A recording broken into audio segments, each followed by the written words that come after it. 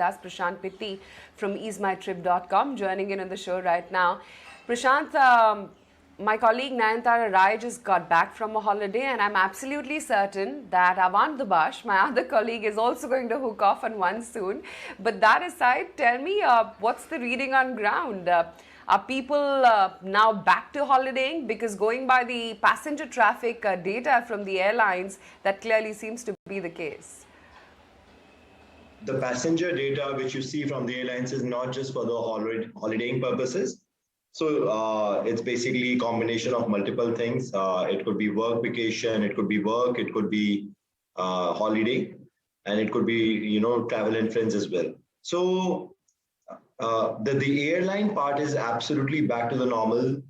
We are seeing numbers pre-COVID or slightly even above pre-COVID, as our organization is a growing company. For the industry level, I think we are almost there.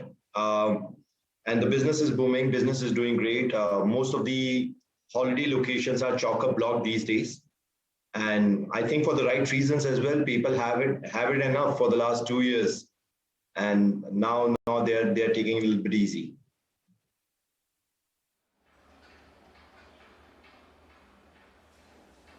Sure.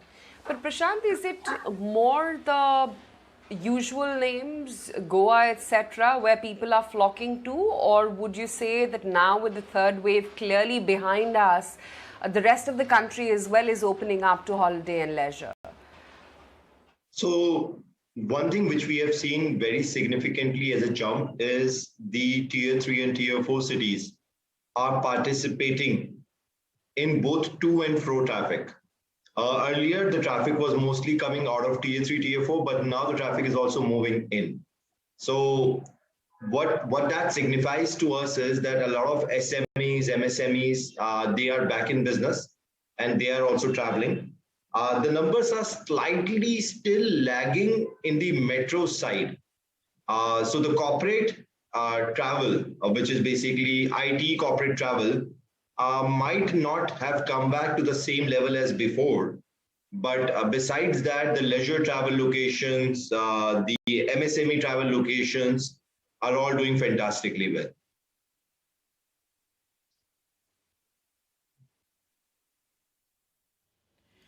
Hi Prashant, good morning. This is Nayantara. Yes, I'm back from a holiday. Avan may be going for one, and Aisha incidentally was on a long holiday earlier in February.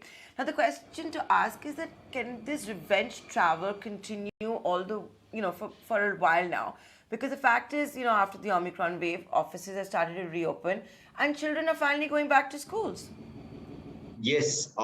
So I think this pent-up demand is going to continue for at least a year or so. The thing is that the travel habits have also changed of people.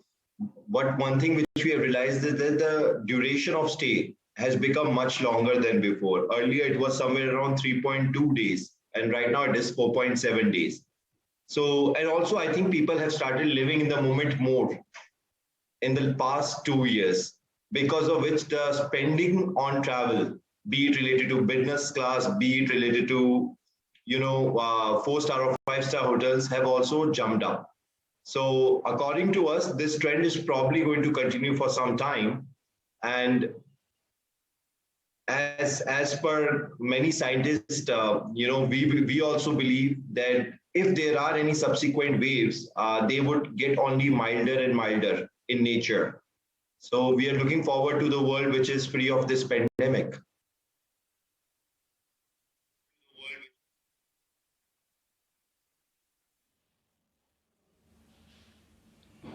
Okay, because I get the pent-up demand and all of that, but I just thought that leisure travel, staycations, beach home holidays, working from mountains would just stop being the normal simply because, like I said, schools are reopening and so were offices. That is correct. There was some percentage of vacation which was happening, which might be curtailed in the coming future. But I do not think so that will make enough significant impact to counter of what travel is going to become, especially given the summer vacations are coming and people have already started preparing for it.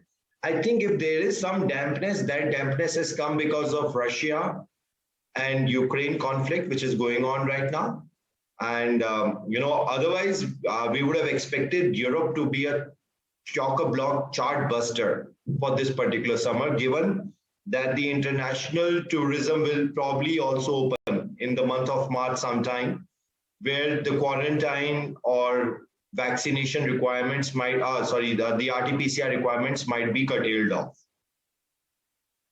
Prashant, hi there. Good morning. So you did speak about how the duration now for holidays have, extended. What are some of the other trends that you're seeing? Because I understand that going forward, we are going to see, this once in a lifetime travel trend where you said, people will spend more, wellness travel, even tech-driven travel on experiences like AI, etc. What are some of the trends that you expect to emerge as things are opening up?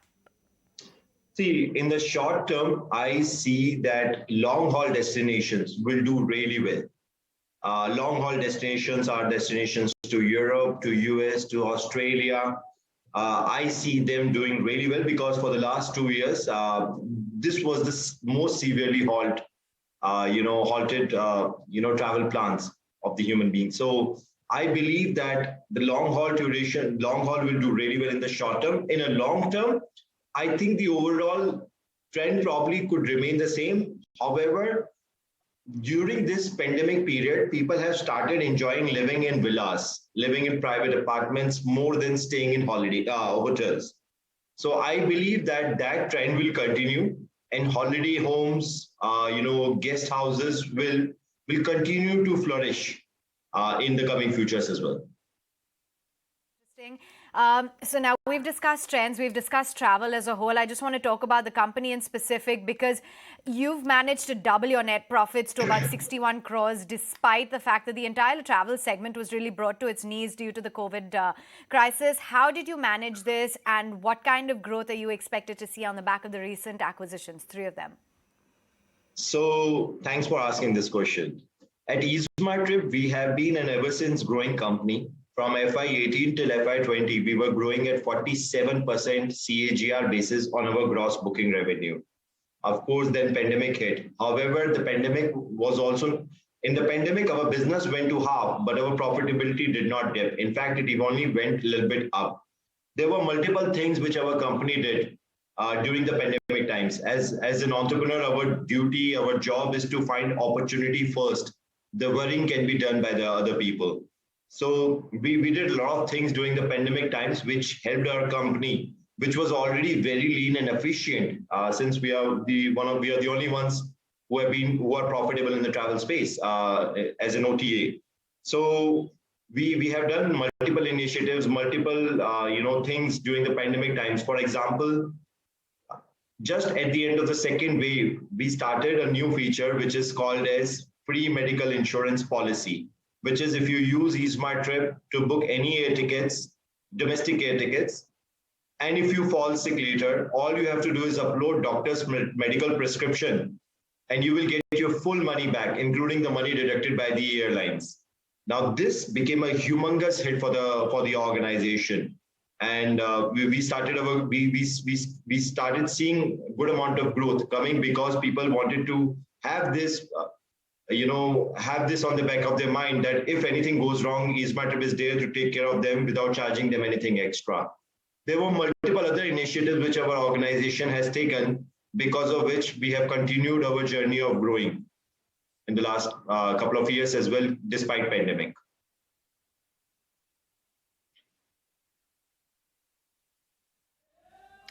Okay, Prashant, we're going to leave it at that. Thanks so much for joining us live today on The Market.